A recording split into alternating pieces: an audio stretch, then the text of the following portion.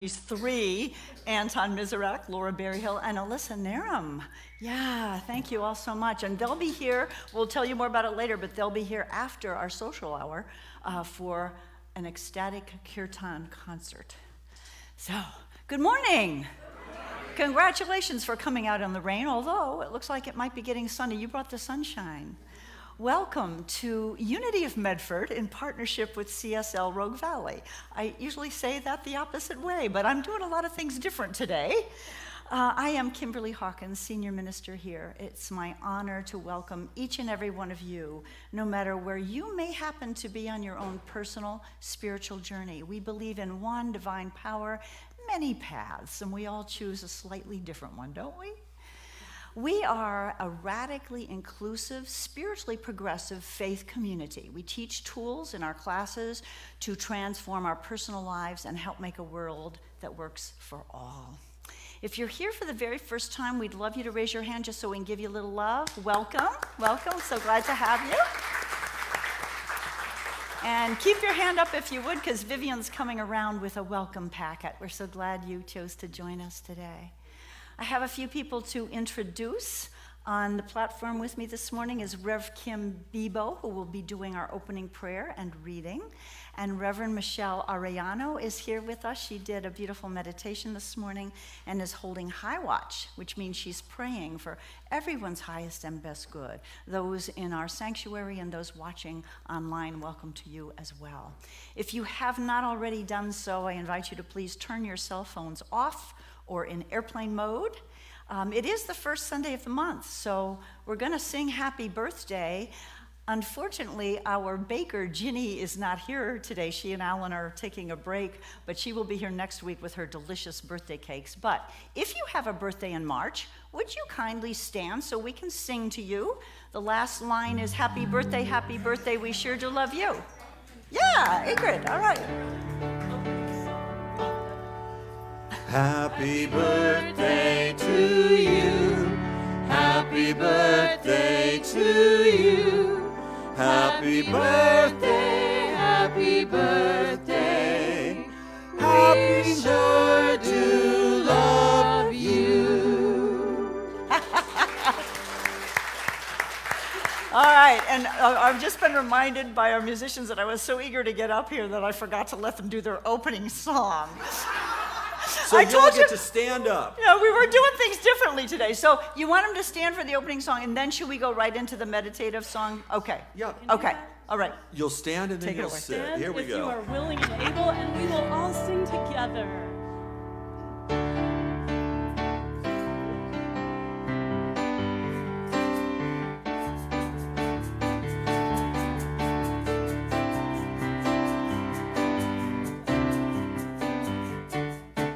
We are one in harmony, singing in celebration.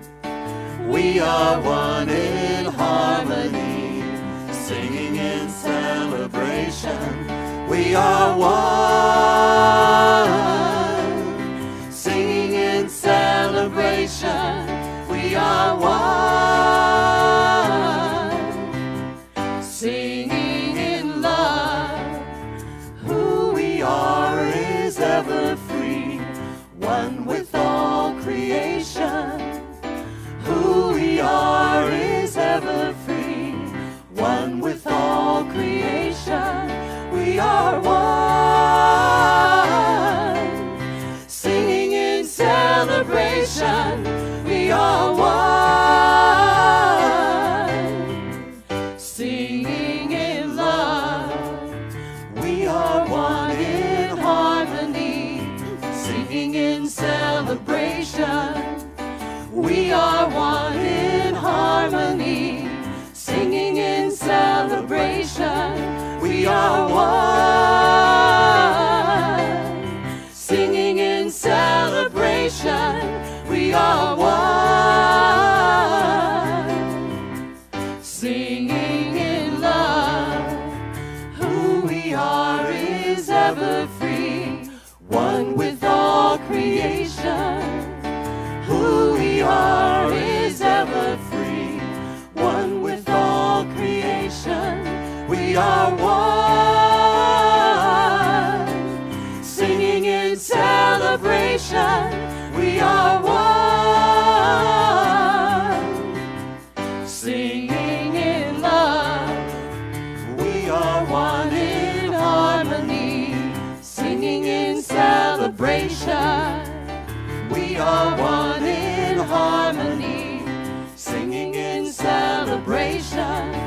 we are one. Singing in celebration, we are one. Singing in celebration, we are one. Singing in celebration, we are one. Singing in love.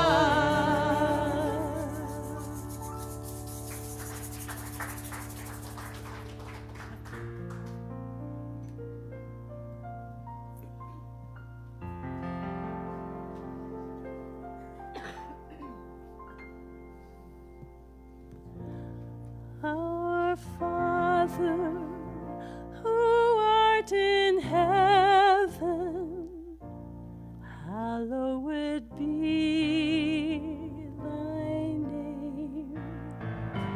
Thy kingdom come, thy will be done on earth as it is in heaven. Give us this day our daily bread, and forgive us our debts as we forgive our debtors. And leave us not in temptation, but deliver us from error. For thine is the kingdom and the power and the glory forever. Amen.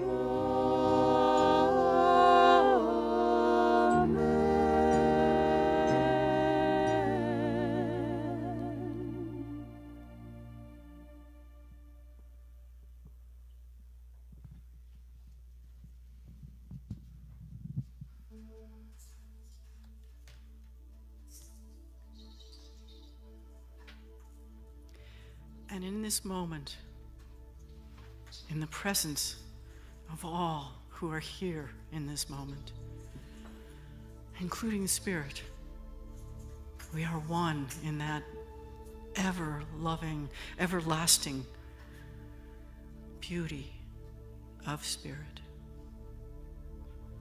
That Spirit is the joy and freedom and responsibility of that presence, of this moment. And God is the spaces between the leaves on the tree. This beauty of the flowers that are just beginning to bloom. And in that oneness with God, we are. I am, you are one in God. And in that oneness, we practice the knowing of the truth of who we are, for the expansion, the expression, and joy of who we are individually and together. And in that, I am so grateful for the tech crew, the musicians, Reverend Kimberly for her talk, for all of us, and for those online that make this community whole. We are whole in this community. And I am so grateful. And I release this into the law, knowing that it is so. And if you'll join me, and so it is.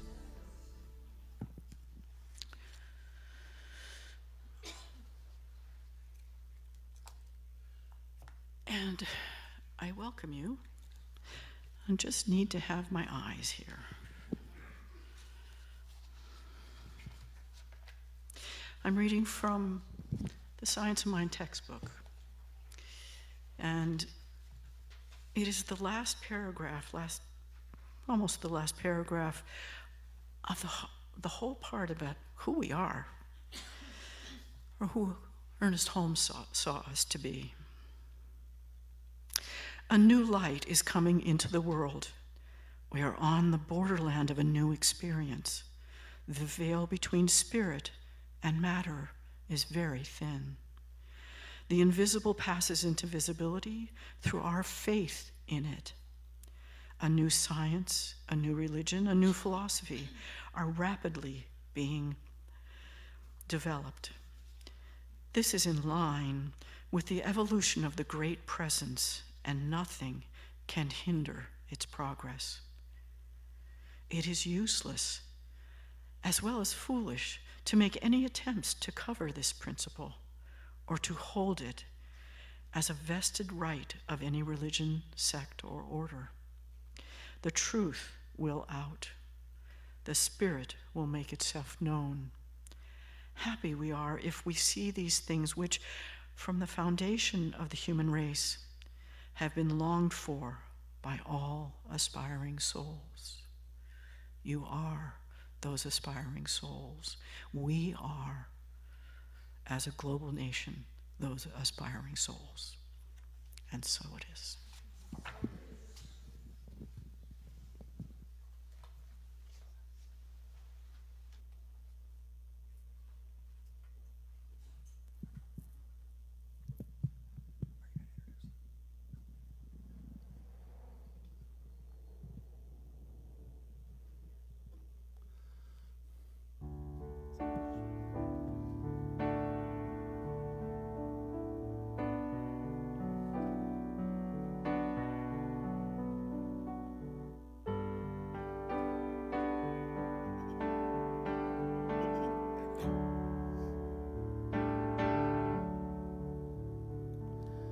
I will make a quiet place within my heart, and I will wait upon the Lord, wait upon the Lord. I will make a quiet place within my mind, and I will wait upon the Lord, wait upon the Lord. Be still, my soul, be still. Be still, my soul, be still. Be still and know.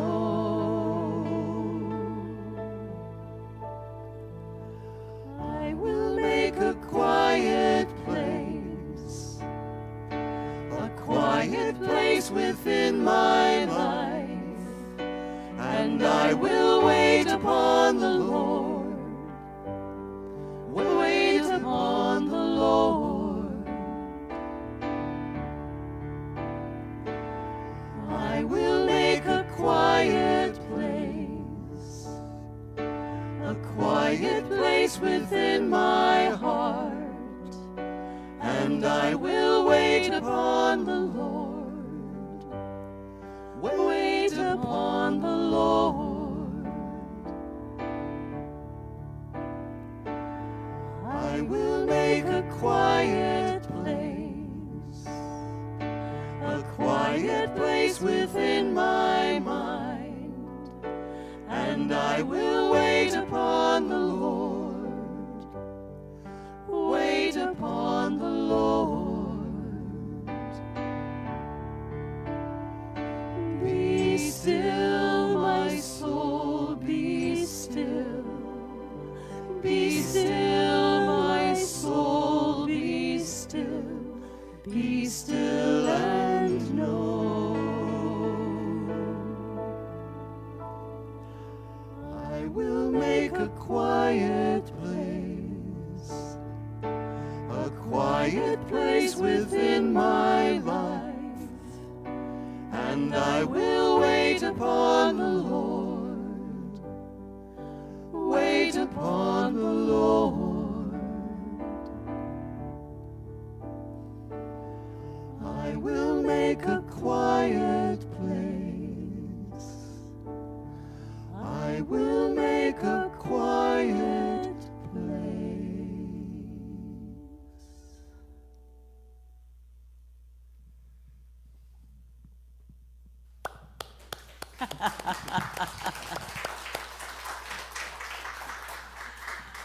One of my all-time favorite songs. And that is the message this morning, for sure. Michael Gott, oh my. So as I said, I'm doing things differently, including forgetting about having the opening song happen in the proper order, oh well. I'm doing things differently. I've been going rogue, as many of you know, with my talk titles and themes for the month. But this month, the suggested topic for this morning from our CSL home office was navigating the tides of life. And I think it's a good one, because we've got some interesting tides lately, do we not? Yeah, so I chose that as the theme for March and for the message this morning.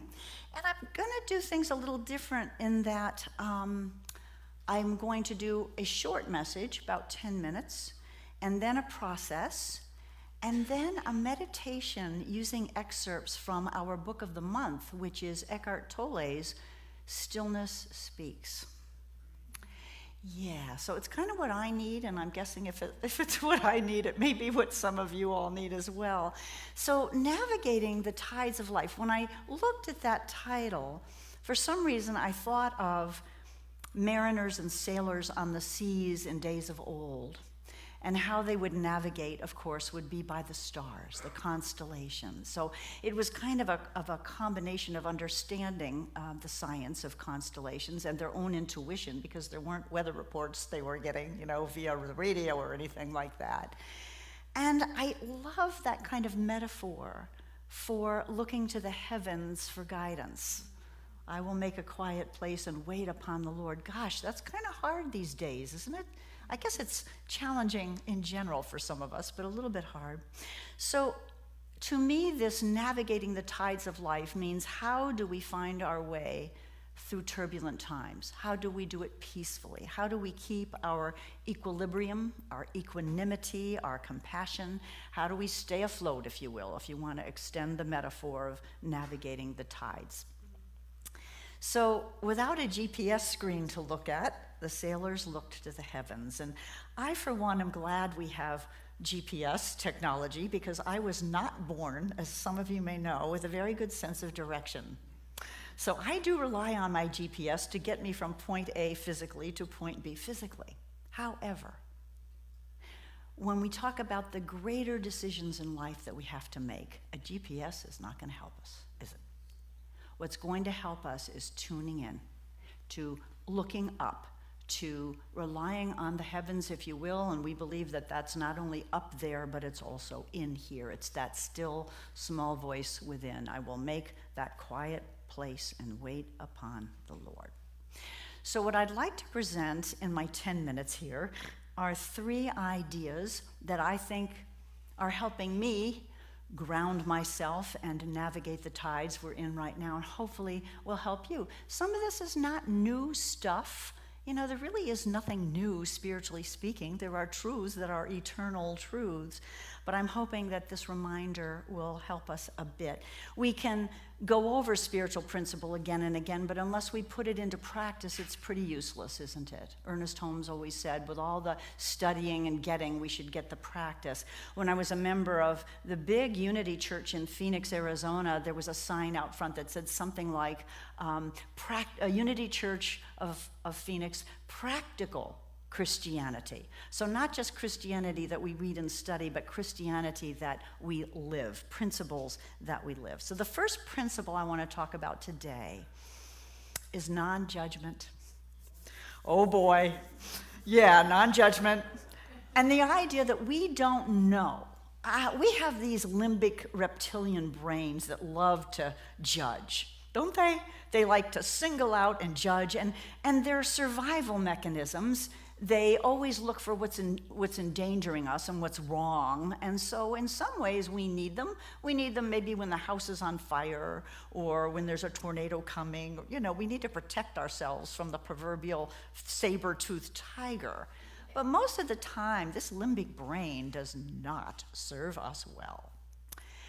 So, and our thoughts can so get in the way of and this judging, labeling way. So here is a quote that I love from Henry Wadsworth Longfellow. He said, "Defeat may be victory in disguise. The lowest ebb is the turning of the tide." Defeat may be victory in disguise. The lowest ebb is the turning of the tide. It's true, isn't it? When the tide goes all the way out, it starts to come all the way back in. And so is true of the cycles of life, right? Whether we're talking about the political atmosphere or social, whatever it is, there are cycles, there are trends, there are ups and downs. And the trick is to keep the faith and keep our compassion and our goodness and our equanimity and the goodness of everyone around us in mind as we do this. Now, my favorite story on this topic, bear with me because I bet a lot of you have heard it, either from me or in some other version, but I love this story because it's a great reminder to stop judging and just remain in the I don't know, but there's a power greater than I that does. So there was a farmer, a Chinese farmer years ago. He was very poor. He had a broken down mule who helped him till his soil and plant the crops and harvest them and take them to market. And he had a son who was young enough to be of help to him. And he wasn't rich, but he was subsisting, and it was working okay until one morning he went to the stall to get the mule out to hook him up to the plow, and the mule was dead. And it was like the end of his world. What am I going to do? He was wringing his hands when running to the town wise men, oh my gosh, told him what happened. Isn't this just the worst possible thing that could have happened? And if you know the story, you know the wise men said, maybe yes, maybe no. The very next day, a herd of wild horses came running through the territory next to the farmer's land. And because the mule was dead, he and his son had the idea to go and try to lasso and capture one of the wild horses, and the son did. Brought him back into the stable there, and now instead of an old broken down mule, he had a young, strong stallion that was sure to live a long life. So he went running back to the village wise men. Isn't this just the best possible thing that could ever have happened? Maybe yes, maybe no. The next day, the king's men came through the town, conscripting young men because there was a war between the neighboring region. And they were taking I forgot, I skipped a part. The next day, so I'm just doing it differently today, all right? No, there's another spot. So the next day, the son gets on the horse to break him so that he can be of use, and the horse throws him, and he has a terrible break several places in his leg, and he's laid up. And again, of course, the village wise men, this isn't the most terrible thing. Maybe not. The next day, the king's men come, and of course, the one young man in the town who can't be taken is the farmer's son because he's laid up. And I think by this time, the story doesn't say this, but I think by this time, the farmer thinks, maybe this is the best thing that could possibly happen, but maybe yes, maybe no, right? So if we can remember, we don't always know. We just don't. If indeed there is a power and presence that is omnipotent, omnipresent, omniscient, there is divine order happening whether we can see it or not. And in the scriptures, it tells us all things work together for the good, for those who love God. All things. So that lowest ebb, that defeat can easily turn into a victory. We have to keep this in mind. Are you with me? Okay.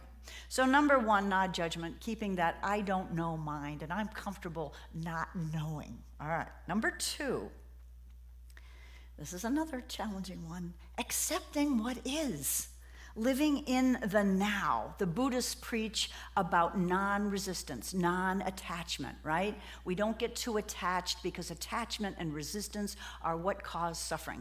Anybody experiencing a little bit of non-resistance or resistance right now? Or attachment? I know I am. And it's not helpful, is it? Because what is. It doesn't mean we don't have the power to change things and to speak out for what we believe are true and our true values. All of that is still true, but resisting only makes things worse. What we resist persists. Our book of the month Stillness Speaks is so beautiful. And Eckhart Tolle, who, by the way, is an enlightened being, he said this: when you say yes to what is, you become aligned with the power and intelligence of life itself, life with a capital L. Only then can you become an agent for positive change in the world. All right? We can't just resist. We have to embrace what is and then look to the heavens for that navigation, be still and know for guidance about what we might do about it. Ernest Holmes, our founder of Science of Mind, said this in his Sermon by the Sea, one of the last talks he gave at Asilomar in 1959. He's reminding us that we don't change by resisting. He said, find me one person who is for something and against nothing, who is redeemed enough not to condemn others out of the burden of his soul, and I will find another Savior, another Jesus, and an exalted human being. So, I cringe sometimes when I see the posts on Facebook and all the acrimonious back and forth, and when we take this, I'm self-righteous, I know what's good, I know who's righteous and who's wrong and who's evil, we're doing the same thing that the other side is doing. And in fact, there is no other, we're all one, right? So we really, I think, have to watch ourselves again and again and again about this being for something and against nothing. Here's the rest of that quote from Ernest Holmes. Find me one person who no longer has any fear of the universe or of God or of man or of anything else, and you will have brought to me someone in whose presence we may sit, and fear shall vanish as clouds before the sunlight. I don't know about you, that helps me breathe. It just helps me breathe because there's so much going on right now. So number one, non-judgment, knowing that we don't have the answers. Maybe yes, maybe no. Number two, accepting what is, living in this now moment. Number three is trusting that divine presence, looking to the heavens for our guidance and our comfort.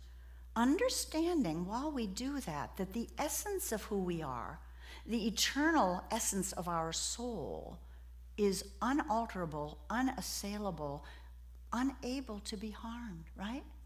Now, sure, our bodies can be harmed, our emotions and feelings can be hurt, but we are eternal, whole beings that cannot be harmed. This, again, from Ernest Holmes. Nothing can hurt or disturb my spiritual self. I am free and safe. Sounds like what we sang about, doesn't it? I am free. All plans and ideas can wait until later. My mind is quiet, calm, and deeply still. My body rests in the still silence of spirit. It reminds me of that Psalm 46:10. Be still and know that I am God. So this idea of being still is so important. I know I'm preaching to the choir. I know most of you have some sort of meditation practice. I know for me, when I was away for a week on vacation and came home and got sick, my meditation kind of fell away, and boy, I noticed a difference. Try it sometime. I don't really encourage you to do that, but sometimes we fall away, right? We need to get still. We need to get still in order to hear, in order to connect, in order to be guided, in order to navigate the tides that we're in. So those are my three offerings, my friends. We're going to do a little process. Number one, non-judgment. Number two, accepting what is. Number three, trusting in the divine. So you ready to do a little process with me? Okay. And I've done this before with some of you. I learned this from Kathy Ann Lewis, who is, and we don't need music yet, but we will when we do the meditation. Kathy Ann Lewis, Reverend Dr. Kathy Ann Lewis, who is the spiritual director up in Seattle, taught me this at a workshop for new ministers quite a few years ago, which they put on for free, by the way, which is wonderful. So I want you to take a moment, think about something that is troubling you. That's troubling you fairly much. So it could be something in your personal life. It could be something in the life of our nation, of the world itself. One thing that feels unresolved and feels troubling to you. So just take a moment to bring something like that to mind, usually the first thing that comes.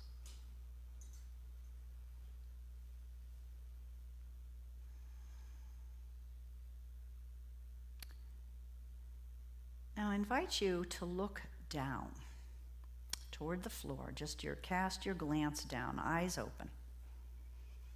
And think about that issue in your life. Just focus on it for a minute.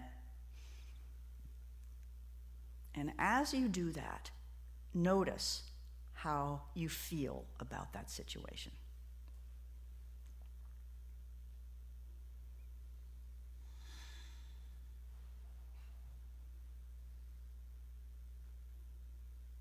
Take a breath. Look to the horizon, straight ahead of you. Focus on something in the distance if you can. And once again, think about that situation, that condition, whatever it is that is troubling you, and notice how you feel.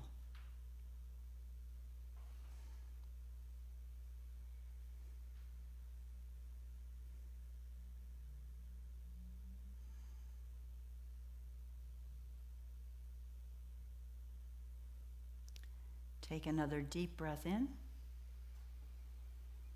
Cast your gaze upward to the heavens. Look up. And do the same thing. Focus on that condition, on that thing that's troubling you. And one more time, notice how you're feeling about it.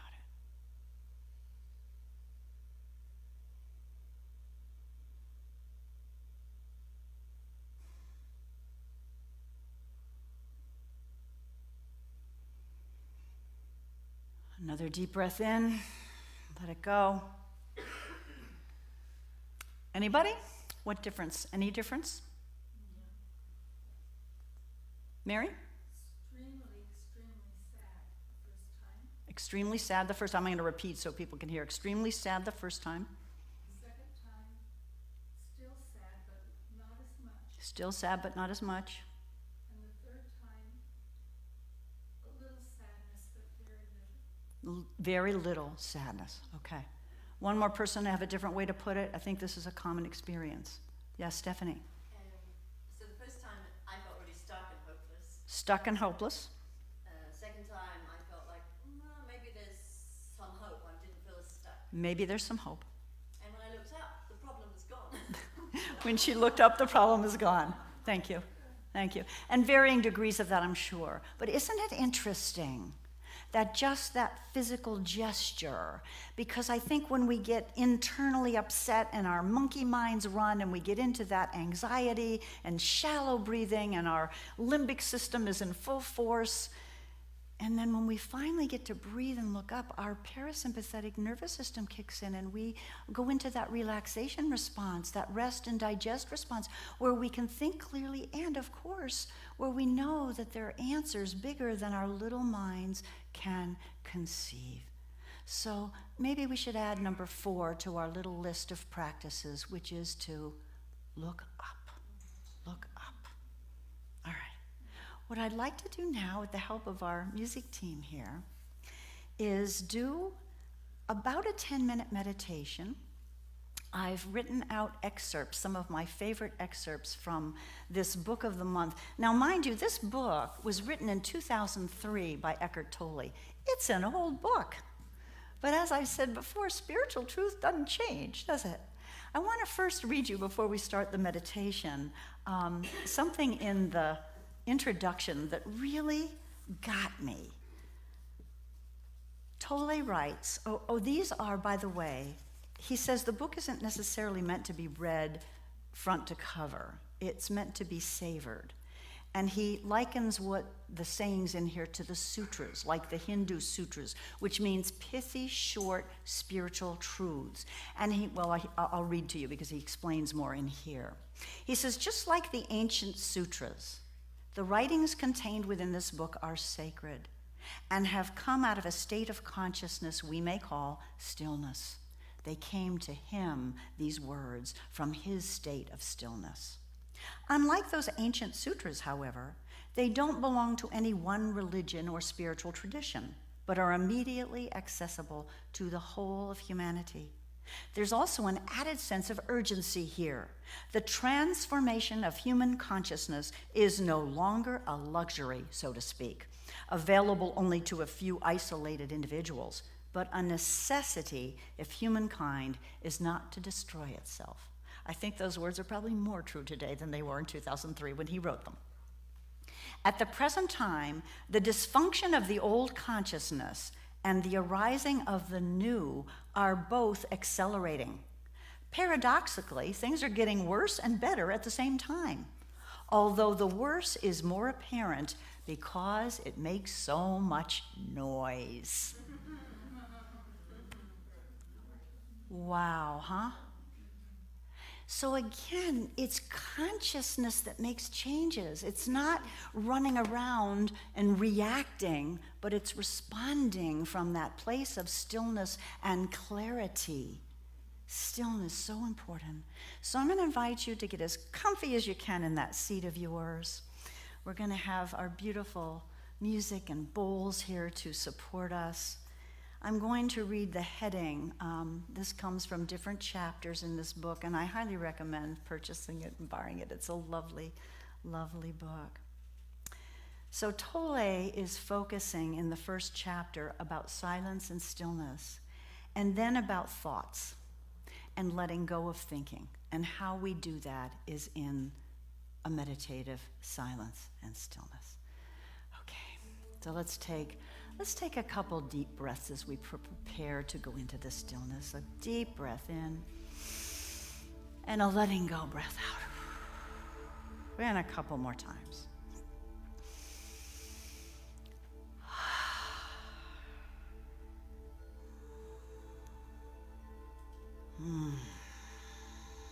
If there's any place in your body that's holding tension, I encourage you on the next in-breath to breathe into that place. And on the out-breath, imagine that you're releasing any holding, any hanging on, any grasping, any tension.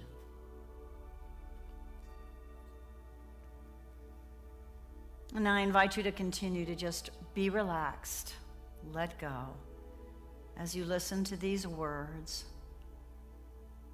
And just allow yourself to marinate in them, if you will. Beyond the thinking mind. Here is a new spiritual practice for you. Don't take your thoughts too seriously.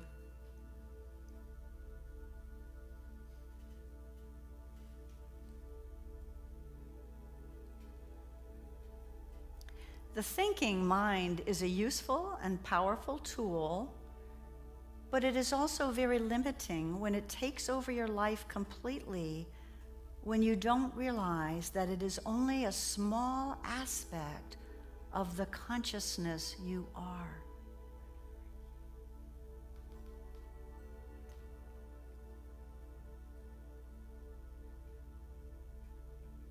Spiritual awakening is awakening from the dream of thought.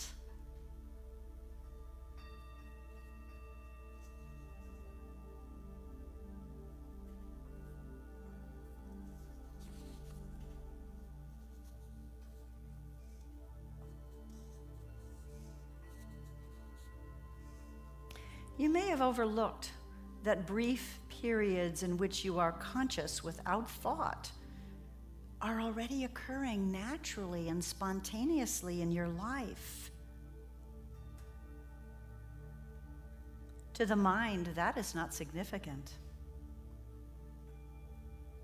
The truth is that it is the most significant thing that can happen to you. It is the beginning of a shift from thinking to aware presence.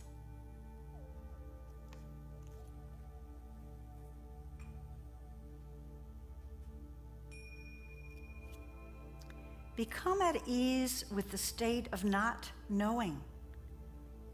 This takes you beyond mind because the mind is always trying to conclude and interpret. It is afraid of not knowing. So when you can be at ease with not knowing, you've already gone beyond the mind. A deeper knowing that is non-conceptual then arises out of that state. .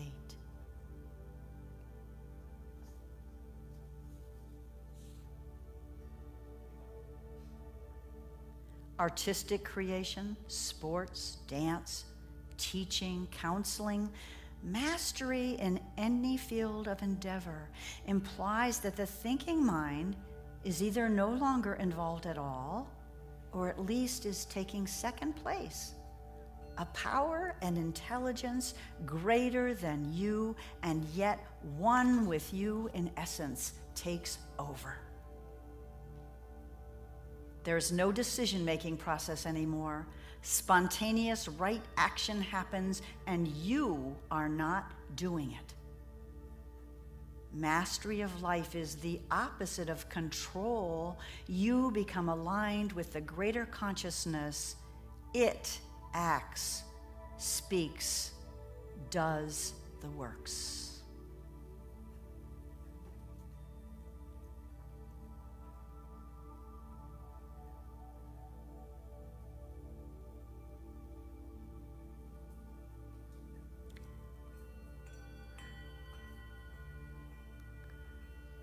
The now. When you say yes to what is, you become aligned with the power and intelligence of life itself. Only then can you become an agent for positive change in the world.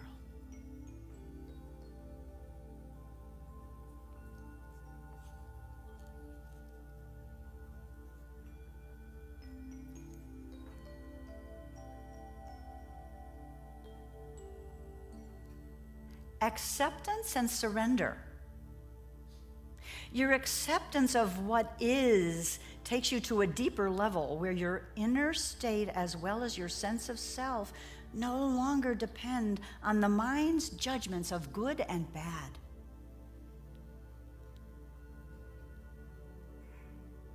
When you say yes to the isness of life, when you accept this moment as it is, you can feel a sense of spaciousness within you that is deeply peaceful.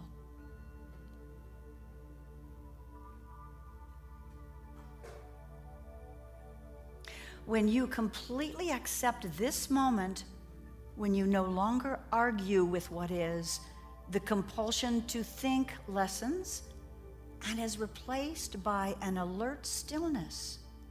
You are fully conscious, yet the mind is not labeling this moment in any way. This state of inner non-resistance opens you to the unconditioned consciousness that is infinitely greater than the human mind. This vast intelligence can then express itself through you and assist you both from within and from without. That is why, by letting go of inner resistance, you often find circumstances change for the better.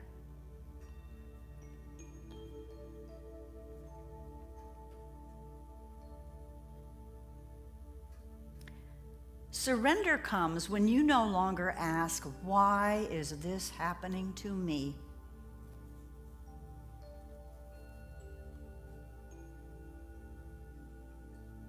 Even within the seemingly most unacceptable and painful situation is concealed a deeper good, and within every disaster is contained the seed of grace.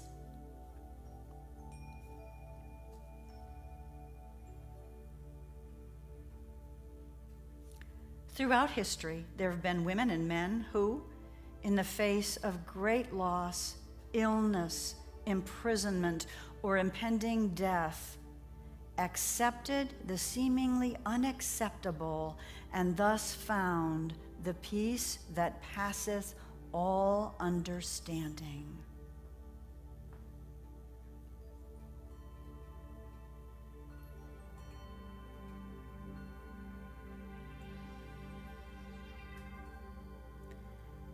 Acceptance of the unacceptable is the greatest source of grace in this world.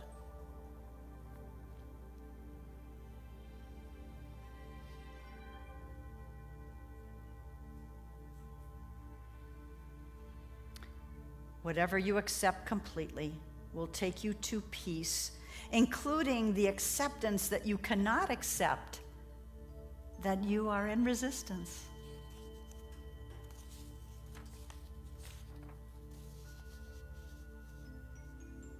Finally, suffering and the end of suffering. The interconnectedness of all things. Buddhists have always known it, and physicists now confirm it. Nothing that happens is an isolated event, it only appears to be. The more we judge and label it, the more we isolate it. The wholeness of life becomes fragmented through our thinking, yet the totality of life has brought this event about. It is part of the web of interconnectedness that is the cosmos. This means whatever is could not be otherwise. Whatever is could not be otherwise. In most cases, we cannot begin to understand what role a seemingly senseless event may have within the totality of the cosmos, but recognizing its inevitability within the vastness of the whole can be the beginning of an inner acceptance of what is, and thus a realignment with the wholeness of life.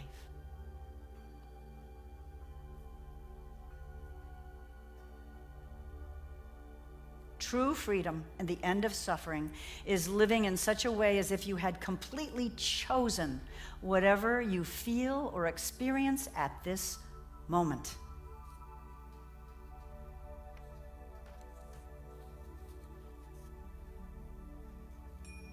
This inner alignment with now is the end of suffering.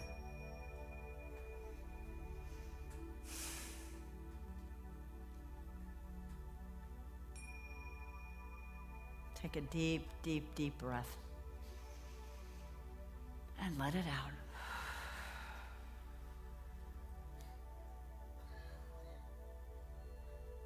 Gently bring your awareness back into this room.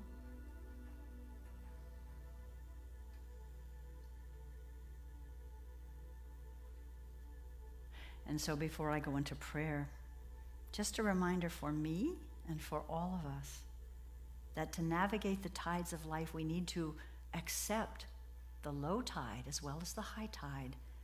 We need to always keep in mind that we are one, that no one out there is the problem or the other or the villain.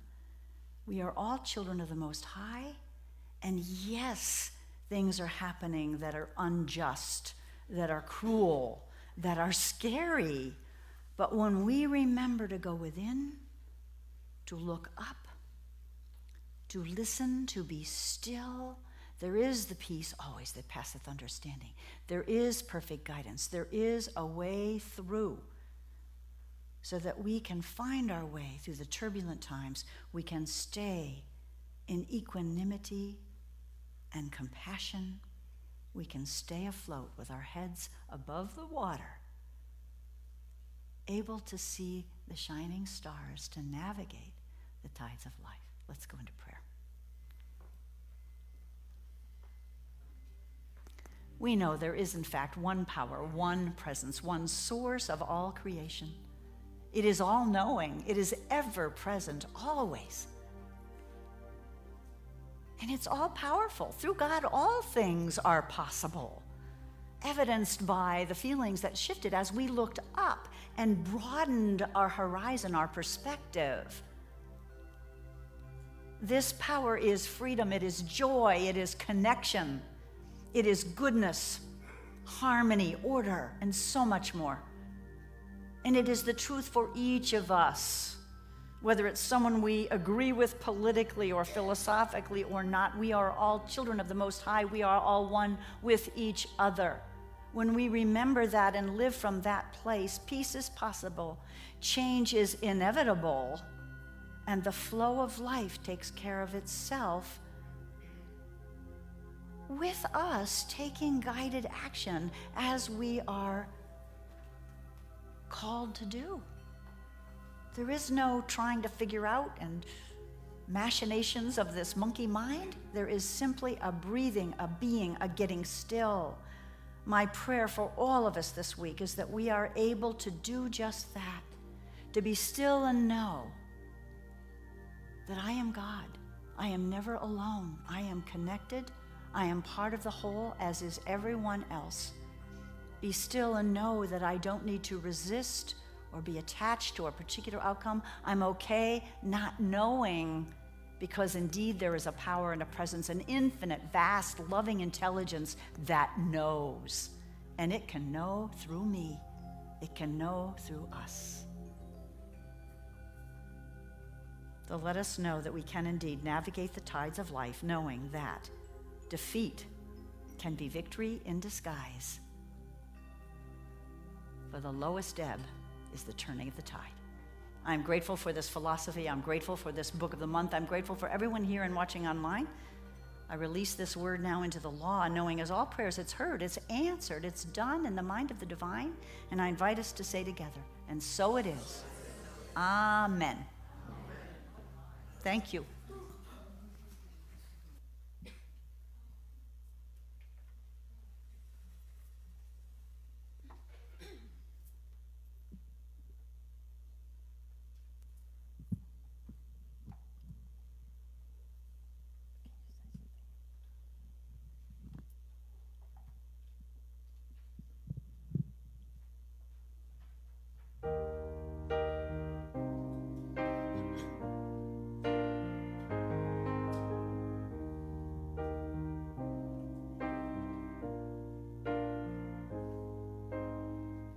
Something lost, something found.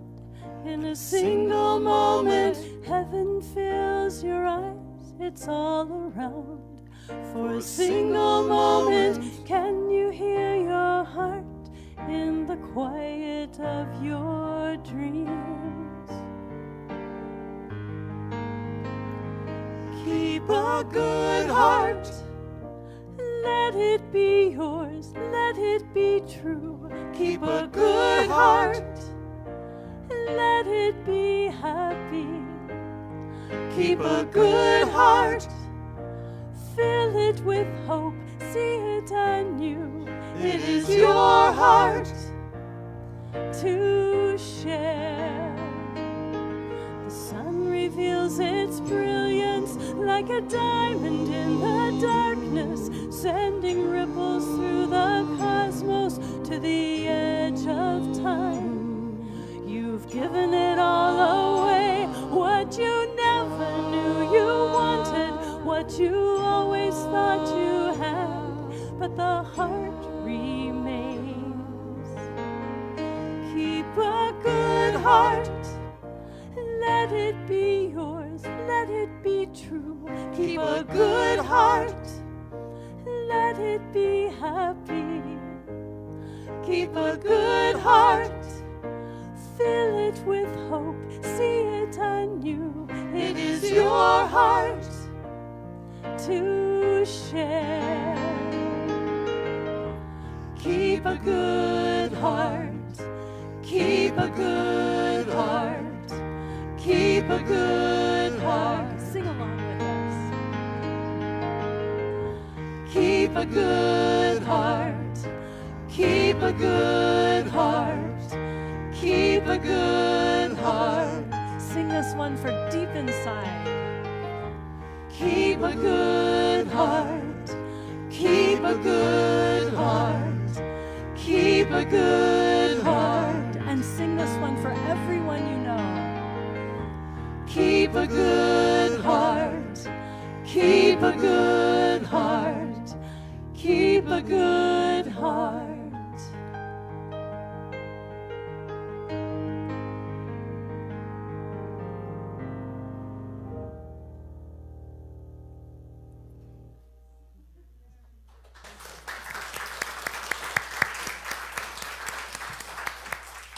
Time now for our tithes and offerings. Our ushers are coming forward. Thank you, Ellen and Vivian.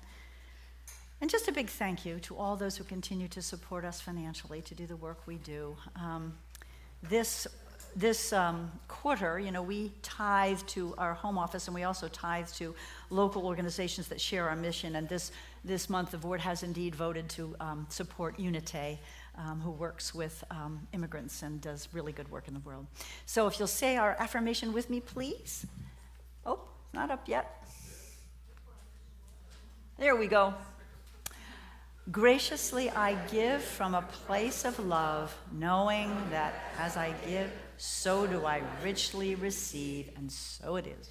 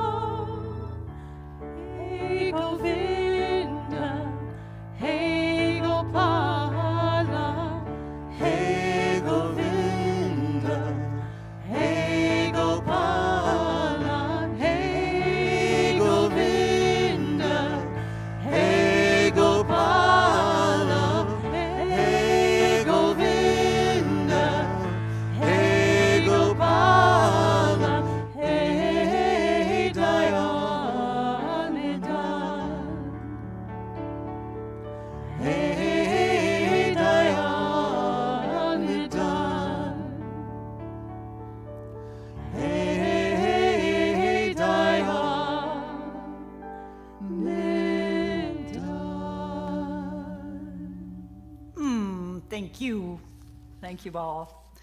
Announcements before we break. You're all invited, of course, for fellowship and food afterwards. Michael Sunday makes good soups, and there's plenty of snacks in the other room. We do have Reverend Stephanie Clark, come on up. If you enjoyed, and I know I did, the music today, these three are doing a concert after fellowship. Yeah.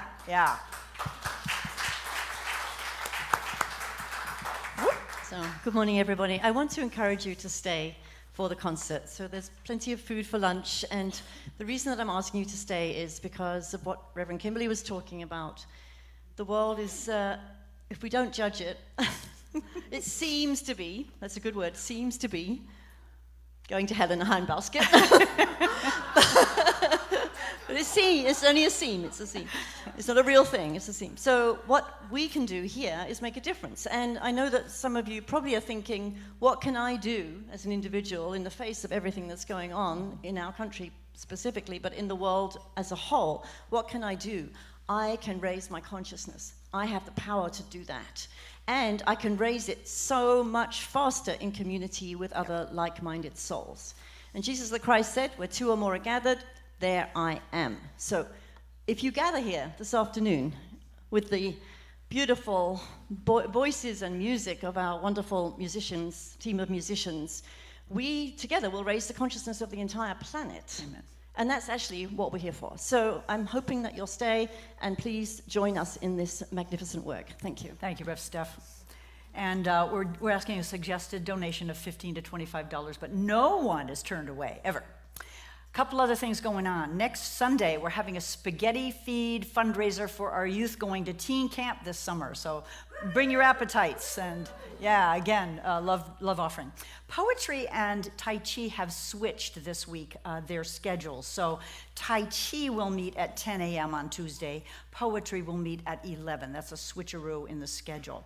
Our travel group has a lot of things planned. A potluck and special movie this Saturday in Grants Pass. You can see Ellen Michaels. Ellen, raise your hand. I don't know if Anita Streetman is here. And there's a lot of other things going on. So check out the newsletter on that. Our foundations class, this is a life-changing event. Let's see, Rev Michelle, come on up. Rev Michelle is teaching this class. Everybody's welcome, and she'll tell you more. Okay, so just like what Rev Stephanie just said, and this service and this music is what this class is about. And it's called Change Your Thinking, Change Your Life. And to me, really what it equates to is we pretty much know, but it's being intentional and aligning to that. And being in a space, in a class with each other to be in that intention. What's so beautiful about our teaching is the metaphysics of we have the Christ consciousness within us. And we can act from that place to bring in what our heart desires. And so we'll be doing that for 6 weeks together on Tuesday nights starting March 11th. Early bird is still happening. We extended that to March 4th. And so it is the low cost because we want as many people to come as possible at $145, and to sign up is $45. The energy and the foundational principles of this space is transformational, no matter where you're at on your spiritual journey. I know for me, I'm in classes because my attention and my intention can get swayed easily. Yep. So the more I'm in spaces like this and in classes, the more I can move from the space that brings me joy, that is that divine space that is so beautifully me and so beautifully each of you. So please join. If you have any questions, don't hesitate to reach out to me. We will be meeting here from 6 to 8:30 for 6 weeks starting March 11th. And then I think we have a couple testimonies around foundations. So I'd like to call up Kathy Green first. Maybe Morel, you can make your way forward too if you're here, just for time's sake, yeah. Yeah. So when I first started at CSL, I took classes once in a while, and they were enlightening and fun and all that stuff. But when I took foundations, it brought my inner world to a whole different place. In fact, I took it twice. I took it once with Reverend Kimberly, once with Reverend Michelle, and I would take it again, but I'm doing prac training, and I don't have the time. So your life deserves to take this class, and in this community that is so full of love that we need so much at these times.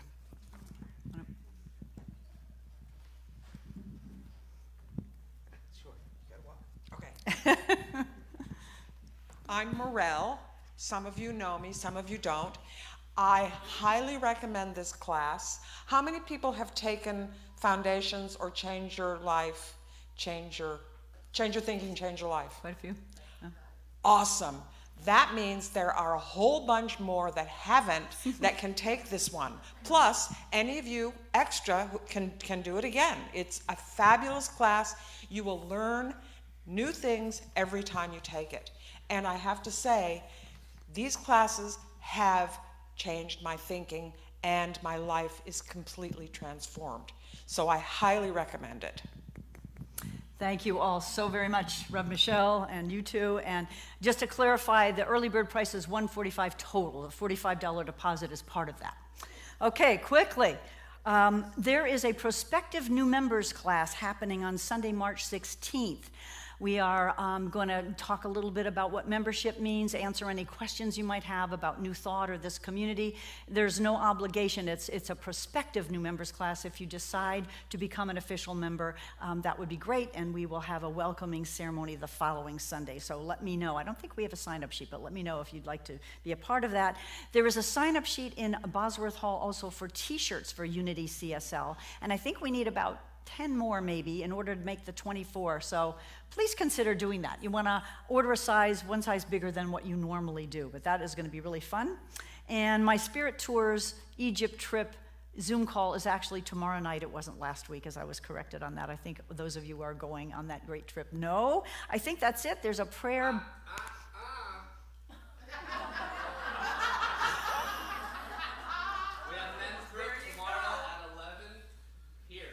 Okay. For those watching online, men's group tomorrow here. Yeah. Let's see, there is a prayer box in the back of the sanctuary. You can submit your prayers. I'm going to invite our practitioners and ministers to come forward. They're available for a quickie, 5-minute miracle prayer. Don't leave here with a heavy heart. Please do join us in there. And I guess we need a quick closer because we're running a little over. I'm kind of a stickler for time, Well, but we it'll have take the time lots it going takes. on. All right. Time to dance. I am a light, I am a light, I am a light in this world. I am a light, I am a light, I am a light in this world. And I shine, and I shine, and I shine so bright. And I shine, and I shine, and I shine so bright. You are a light, you are a light, you are a light in this world. You are a light, you are a light, you are a light in this world. And you shine, and you shine, and you shine so bright. And you shine, and you shine, and you shine so bright. We are a light. We are a light, we are a light, we are a light in this world. We are a light, we are a light, we are a light in this world. And we shine, and we shine, and we shine so bright. And we shine, and we shine, and we shine so bright. And we shine, and we shine, and we shine so bright. And we shine, and we shine, and we shine so bright. We shine, we shine, we shine, we shine.